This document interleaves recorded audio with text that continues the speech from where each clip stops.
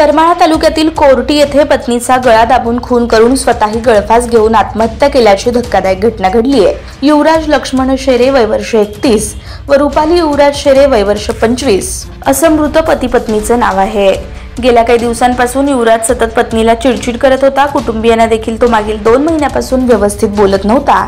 त्याला कोणता तरी मोठा ताण होता, ज्याच्यातून हे टोकाचं पाऊल उचललं गेलंय।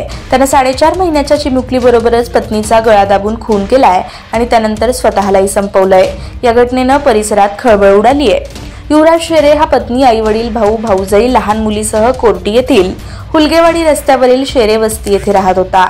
युवराज शेरे व त्याची पत्नी रुपाली दोघेच घरी होते। घरात कुणीही नसल्यानं युवराजनं पत्नी रुपालीचा गळा दाबून खून केला। त्यानंतर आपल्या हातून होत्याचं नव्हतं झाल्याच्या पश्चातापातून त्यानं स्वतःला देखील घराच्या अँगलला गळफास घेत आत्महत्या केली असावी असा पोलिसांचा अंदाज आहे।